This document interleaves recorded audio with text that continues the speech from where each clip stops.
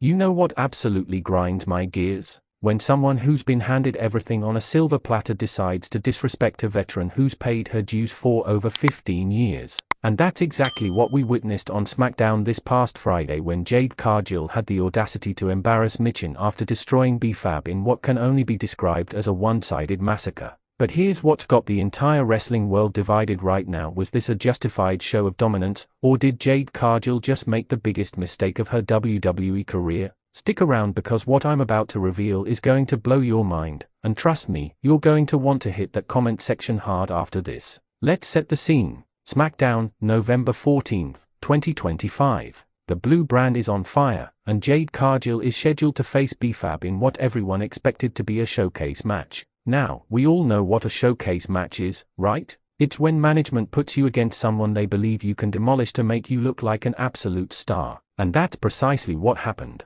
From the opening bell, Jade treated B-Fab like she was a training dummy at the Performance Center. We're talking about pure, unadulterated domination. The kind of beating that makes you uncomfortable watching it. Jade hit her with power moves that would make Goldberg proud. Suplexes, clotheslines, and that signature pump kick that nearly sent B-Fab into the third row. But here's where things get interesting, and this is where I need you to pay close attention because this is the part that has social media absolutely exploding right now. After Jade finished B-Fab with her devastating Jaded finisher, and let me tell you, B-Fab was out cold. Instead of celebrating like a normal competitor, instead of showing some class, Jade did something that nobody saw coming. She grabbed the microphone, and with B-Fab still lying motionless in the ring, Jade turned her attention to Michin, who was watching from backstage. Now, quick question for you guys in the comments: do you think Jade Cargill is being pushed too hard too fast in WWE? Let me know below. Jade looked directly into the camera with that smirk we've all come to know, and she said, and I quote, "Michin, I know you're back there watching. I know you think you're some kind of tough girl because you've been doing this for years. But let me tell you something, sweetheart, experience doesn't mean anything when you're standing across the ring from that bitch." The crowd absolutely erupted. Half of them were cheering because let's be real, Jade's confidence is magnetic. But the other half? They were booing out of their minds because you don't disrespect a veteran like Michin, who's literally put her body on the line in some of the most brutal matches in wrestling history. But Jade wasn't done. Oh no, she was just getting started. She continued her verbal assault, saying that Michin represents everything that's wrong with women's wrestling. According to Jade, Michin is yesterday's news, someone who's holding on to relevance by her fingernails, and get this, she called Michin a participation trophy champion who never had what it takes to be the face of women's wrestling. The disrespect, the audacity, can you believe this? Here's someone who's been in WWE for less than 3 years telling someone like Michin, who's wrestled all over the world, in deathmatch tournaments, in Impact Wrestling, who's earned every single opportunity she's ever gotten, that she's not good enough. The camera cut to backstage where Michin was watching on a monitor, and guys, the look on her face said everything. This wasn't anger. This wasn't frustration. This was pure, calculated rage. Her jaw was clenched, her fists were balled up, and you could see her nostrils flaring. Michin knew at that moment that Jade Cargill had just painted a massive target on her back, and knowing Michin's history, knowing what she's capable of when someone pushes her too far, Jade might have just woken up a sleeping dragon. Now, let's talk about the real issue here, and this is what's dividing the WWE universe right now. On one hand, you have fans who believe Jade Cargill is absolutely right to have this level of confidence. They argue that she's a genetic freak, standing at 5'10", absolutely jacked, and possesses a presence that very few women in wrestling history have ever had. She looks like she was created in a laboratory specifically to be a professional wrestler. Her supporters say that confidence isn't arrogance, it's knowing your worth. They point to her undefeated streak in AEW, her dominance since coming to WWE, and the fact that she's already a former women's tag team champion. In their eyes, Jade is simply stating facts. She is the future, and maybe it's time for the veterans to step aside and let the new generation take over. Here's another question for the comment section. Be honest with me, do you think Michin can actually beat Jade Cargill in a one-on-one match? Drop your predictions below. But then you have the other side of the argument, and this is where things get heated. These fans argue that Jade Cargill is a manufactured superstar who's been protected since day one. They say she's had smoke and mirrors booking, facing handpicked opponents in short matches that hide her weaknesses. They point out that while Jade looks amazing and has incredible physical tools, she hasn't proven herself in a 20-minute, back-and-forth classic against a skilled veteran. They argue that Michin has forgotten more about wrestling than Jade currently knows, and that disrespecting someone who's put in the work for over 15 years shows a lack of class and professionalism. These fans believe Jade is about to learn a harsh lesson about respecting the veterans who paved the way for athletes like her to even have a career in WWE. Let's dive deeper into who Michin actually is, because I think some people, maybe even Jade herself, have forgotten. Michin, formerly known as Mia in her previous WWE run, is not someone you want to mess with.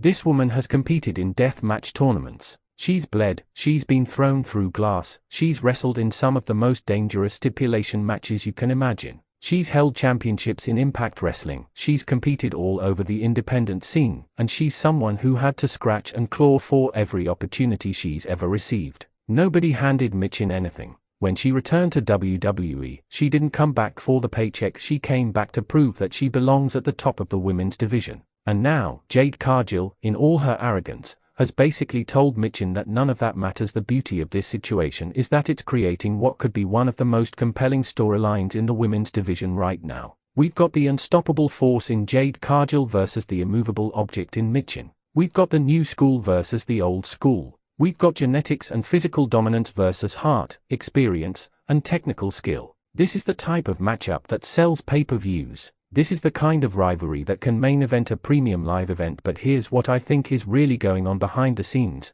and this is just speculation, but hear me out. I believe WWE is strategically positioning Jade Cargill for a massive push heading into WrestleMania season. Think about it, they are having her run through opponents, they are giving her microphone time to develop her character, and now they are putting her in a program with a respected veteran who can help elevate her skills in longer matches. Michin is the perfect opponent for Jade right now because Michin can work a 15 to 20 minute match, she can make Jade look like $1 million, and she's credible enough that when Jade beats her, if Jade beats her, it means something. It's smart booking, and it's going to make for must-see television. One more question for you all, who do you think WWE should align with Jade Cargill to help her in this feud? Drop your fantasy booking in the comments now. Let's talk about what's likely going to happen next. Based on how these things typically work in WWE, we're probably going to see Michin confront Jade either on next week's SmackDown or at Survivor Series. Michin isn't the type to let disrespect slide.